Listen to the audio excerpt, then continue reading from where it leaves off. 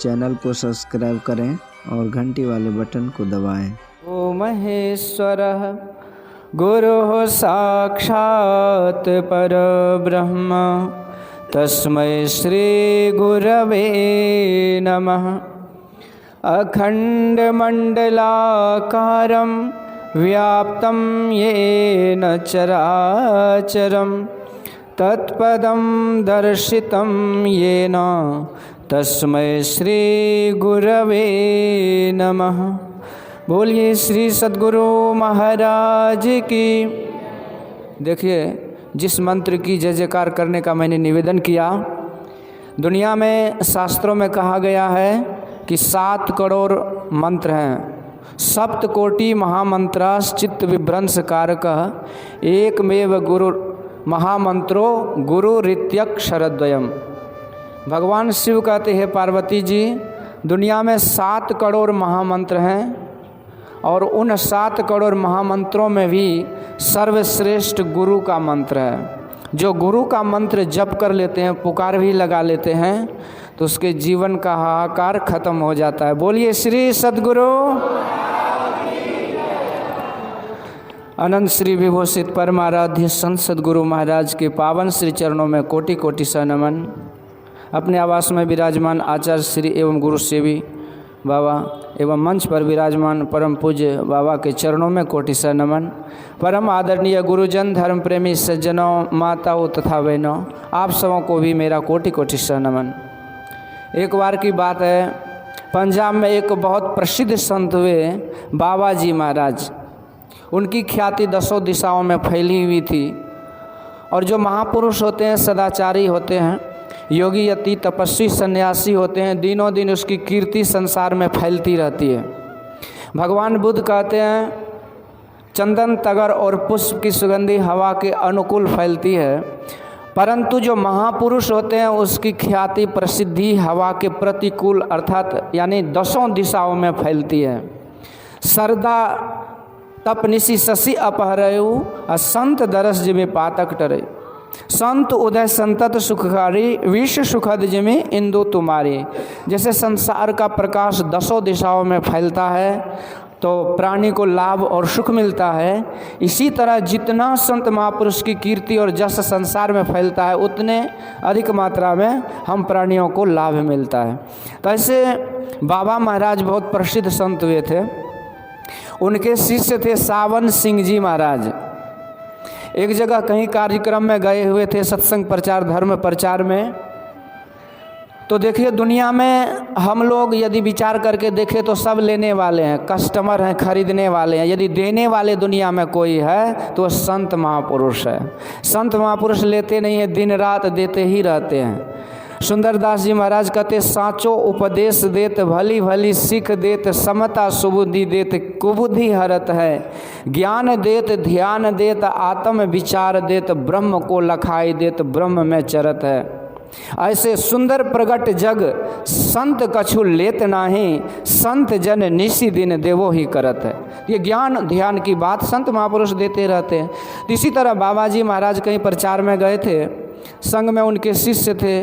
जैसे हम लोगों के सामने पूज्य बाबा सब इतने महान सौभाग्यशाली के गुरु महाराज के अंग संग में सदैव रहा करते थे, तो इन लोगों के, इन महापुरुषों के दर्शन से भी नेत्र पवित्र हो जाता है। तो ऐसे बाबा जी महाराज सेवा में रहा करते थे। एक जगह की बात है, एक सज्जन ने निवेदन किया कि हमको दीक्षा दिला दीजिए। तो सावन सिंह जी ने निवेदन किया बाबा जी महाराज से कि सरकार, एक सज्जन आए हैं, आपसे नाम दान लेना चाहते, कृपा करके आप दे दीजिए। तो संत महापुरुष तो त्रिकालदर्शी होते हैं, आपके भूत भविष्य वर्तमान में क्या हुआ, क्या हो रहा, क्या होने वाला, वो सब कुछ जानते हैं। इसलिए कहते हैं गुरु अंतर्यामी हैं। तो सतगुरु सुख के सागर, शुभ गुण आगर, ज्ञान उजागर हैं, अंतर पथगामी अति निहकामी अंतर्यामी हैं। तो अंतर्यामी होते हैं, सब कुछ जानते हैं। मन की जानत सब गुरु कहाँ छिपावे अंध। हम लोग यदि छिपाते हैं तो हकीकत में हम लोग अंधे हैं, क्योंकि वो सब कुछ जानते हैं। तो बाबा जी महाराज कहते, देखो जी सावन, मैं उन्हें दीक्षा नहीं दे सकता हूँ। तो निवेदन किया गया कि नहीं सरकार दे दीजिए। तो बहुत जब आग्रह हुआ तो भक्त के बस में भगवान होते हैं। तो बाबा जी महाराज ने दीक्षा दे दिए और कहते सावन दीक्षा तो मैं दे दूंगा, पर इसके बदले में तुम्हें मेरे साथ से 7 दिनों के लिए अलग रहना पड़ेगा। तो स्वीकार कर लिए और इस तरह से दीक्षा दे करके और 7 दिनों के लिए अपने शिष्य सावन सिंह जी महाराज को अलग कर दिए सेवा से। तो अब बाबा जी महाराज अकेले हो गए, मुख्य सेवक थे नहीं। पर जैसे नामदान किसी उस व्यक्ति को दिए तो इसके बाद उसके शरीर का ताप बढ़ने लगा और भयंकर बुखार आ गए उसके शरीर में। ऐसा बुखार कि दूर दूर लोग खड़े रहते थे तो गर्मी का आभास होता था। बाबा जी महाराज तड़प रहे। 2 दिन 4 दिन करके 7 दिन क्रम से बीता और 8वें दिन जब सावन सिंह जी महाराज आए तो फुट फुट कर रोने लगे। गुरु की भक्ति करते थे, गुरु में प्रेम था, गुरु के दुख को कैसे देख सकते थे। खूब रोए, कहते सरकार यदि मैं कदाचित आपकी सेवा में रहता तो कुछ सेवा शुश्रूषा करके आपको सुख करने का प्रयास करता, पर आपने तो मुझे 7 दिनों के लिए बाहर कर दिया और आपने इतने अपार कष्टों को झेला 7 दिनों तक। तो बाबा जी महाराज कहते देखो सावन, मैंने अपने दुख को अपने से नहीं झेला, तुम्हारे कहने पर, तुम्हारे अनुनय विनय पर, तुम्हारी प्रार्थना पर, तुम्हारे निवेदन पर मैंने जिस व्यक्ति को दीक्षा दिया था, न जाने किस जन्म में कितने पाप उन्होंने किया कि 7 जन्मों तक उस पाप के परिणाम स्वरूप जमलोक में जमदूत उसको 7 जन्मों तक गर्म लोहे के तावे पर सिझाता जलाता।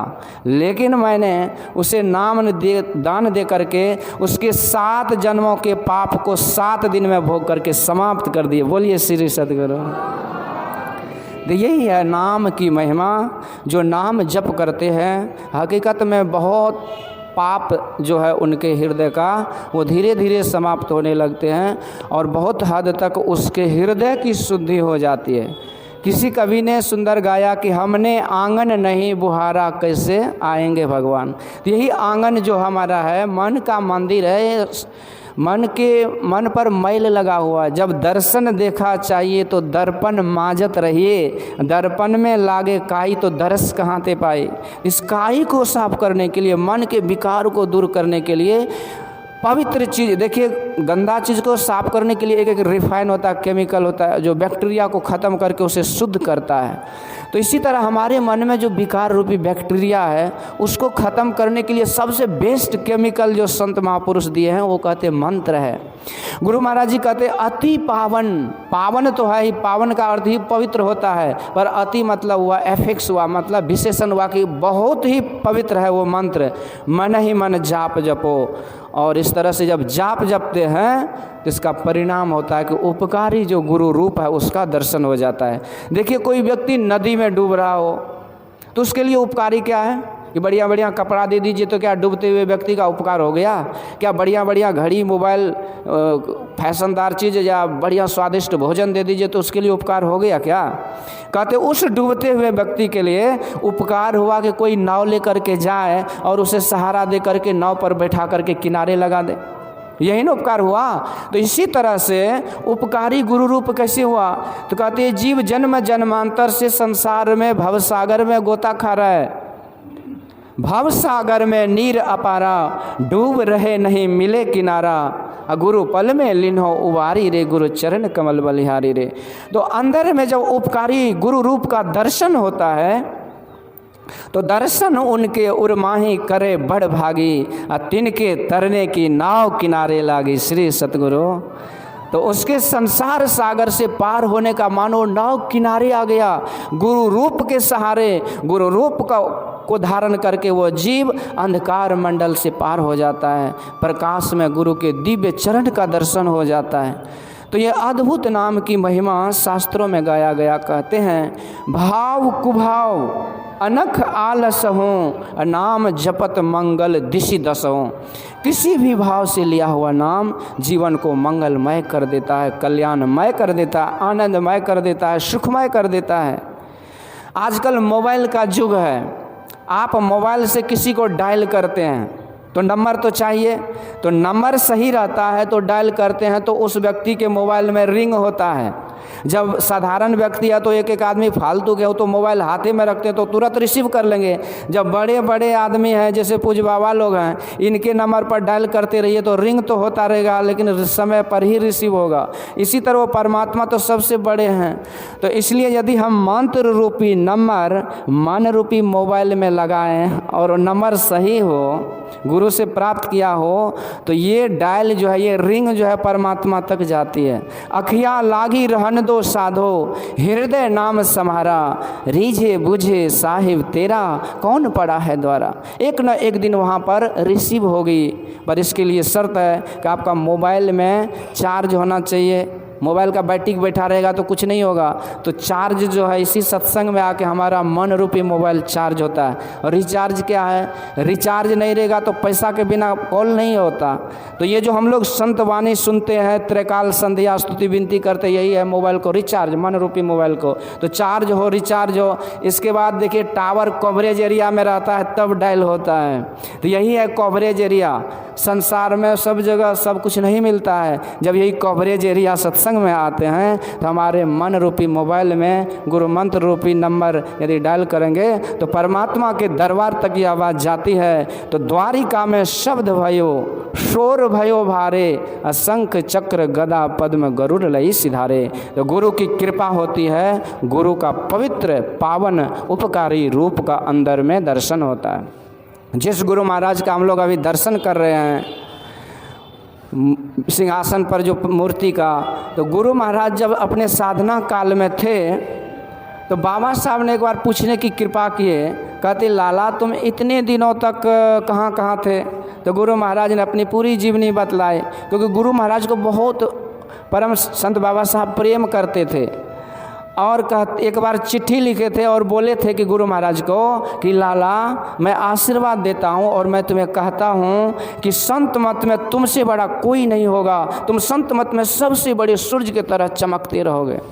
एक बार गुरु महाराज प्यार से पूछते हैं बाबा साहब कि लाला तुम इतने दिनों तक क्या करते थे। तो गुरु महाराज कहते हैं, कहने की कृपा के कहते हैं कि सरकार मैं दरियापंथी में था और वहाँ से जो मंत्र मिला तो उसका मैं जप करता था और रूप का ध्यान करता था। तो क्या दर्शन, अंदर में दर्शन हुआ उस गुरु मूर्ति का। तो गुरु महाराज कहते सरकार धुंधला दिखाई देता है। तो बाबा साहब कहने की कृपा की लाला मैंने भी अपने गुरुदेव के नाम का जप किया और गुरु मूर्ति का ध्यान किया और मैंने अपने अंदर में हूबहूब उस गुरु मूर्ति को उगा लिया, दर्शन कर लिया। लाला तुम भी यदि साधना करोगे तो तुम्हें भी उस गुरु मूर्ति का पवित्र दर्शन होगा। इस तरह से ये दर्शन होता है। इसमें बहुत सारे शास्त्रों की बात है और इससे जीव के पाप ताप संताप मिटते हैं। और आप लोगों ने सुना होगा कि अजामिल नरक लोक जाने वाला था, परंतु नाम जप भूल से कर लिया। यद्यपि वो बेटा को पुकार रहा था, लेकिन कहते किसी भी भाव से नाम लिया हुआ वो कल्याण करता है। तो नारायण शब्द उच्चारण किया था तो भगवान के दूतों ने उसे नरक जाने से रोक लिए, बचा लिए थे। और अंततो गत्वा अजामिल ने विश्वास के साथ जब वो जाप किया तो उसे अच्छी गति मिली थी। ब्रह्म भूतो महायोगी निसंगो चिन्ह संशय। तो इस तरह से ये नाम जप करने से नरक का द्वार बंद हो जाता है और उस जीव के लिए गुरु का दरबार, परमात्मा का दरबार खुल जाता है। और यही है कि राम नाम मने दीप धरो जीव देहरी द्वार, तुलसी भीतरी बाहरी जौ चाहसी उजियार। मतलब बाहर में जो बाहरी जीवन है हमारा सुखमय आनंदमय कल्याणमय होता है और शरीर छूटने के बाद जो जीवन है उसमें भी उजियारा होता है, उसमें भी सुख शांति मिलती है। हमारे अंदर से यदि दीप जलाते हैं तो दरिद्री भाग जाती है। दीपावली के दिन देखिए माता बहन गोसे घर में, पूजा घर में दीप जलाती है। एक मंत्र बड़ी तेज़ी से पढ़ेंगी, क्या पढ़ती है कि दरिद्री लक्ष्मी घर दरिद्री बाहर, लक्ष्मी घर दरिद्री बाहर, लेकिन सब दिन दरिद्री घूमती रहती है। एक माताजी के पति का नाम था लक्ष्मी नारायण, लक्ष्मी प्रसाद। अब पुराने ज़माने की माताजी थी तो पति का नाम कैसे ले, तो बोलती थी उन्हीं छेवे के लिए दरिद्री बाहर, उन्हीं छेवे के लिए दरिद्री बाहर। ऐसे थोड़ी होता है। इसलिए ये नाम है जो दरिद्री को बाहर करेगा और लक्ष्मी सुख शांति को अपने घर में प्रवेश करेगा। बोलिए श्री सतगुरु।